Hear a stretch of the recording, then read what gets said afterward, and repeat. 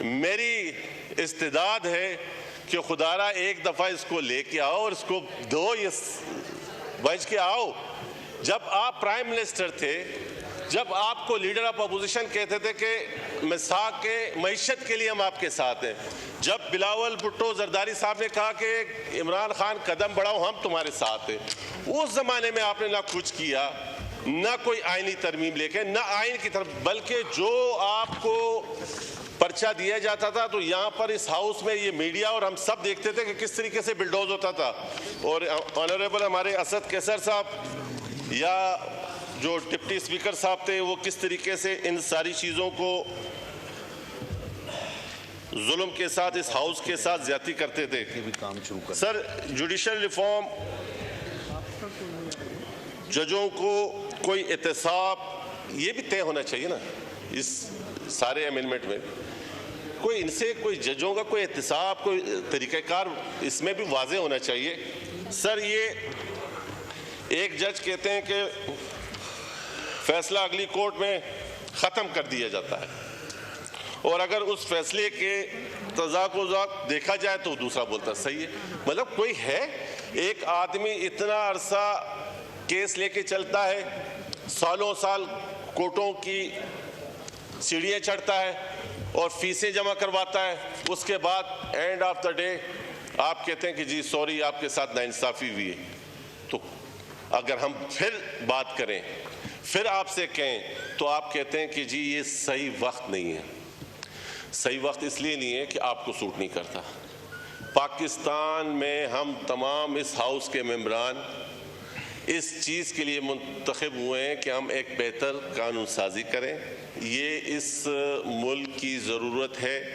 میں کہتا ہوں کہ خدارہ سمجھوتا نہ کریں، کوئی آئینی بینچوں کے چکر میں نہ پڑیں. آئینی عدالتوں کی ہمیں ضرورت ہے، آئینی عدالتیں بننی چاہیے.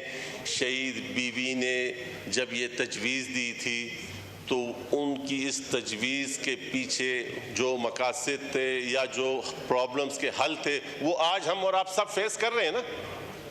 اسی طریقے سے جب میں نے تھوڑی دیر پہلے کہا کہ جب ایک شخص نے چاہا 2 اسمبلیاں ریزالو کر دی، 2 اسمبلیاں ختم کی، ملک ایک آئینی بحران میں آ گیا کہ اب نئے الیکشن ہونے چاہیے، نہیں ہونے چاہیے، اگر ہوتے ہیں تو پھر کس طریقے سے ہوں. تو بات اسپیکر صاحب اس میں کوئی دو رائے نہیں ہے کہ تمام پولیٹیکل پارٹیز کو، چاہے وہ پی ٹی آئی ہو، چاہے نون لیگ ہو، چاہے جے یو آئی ہو، ان کو آئینی کورٹ کی اس فارمولے پہ آنا چاہیے.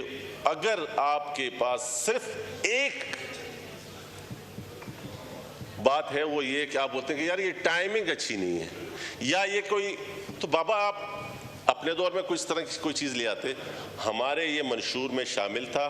ہم سمجھتے تھے کہ آئینی عدالتیں اس ملک کی ضرورت ہے اور وہ اس میں کوئی دو رائے نہیں ہے.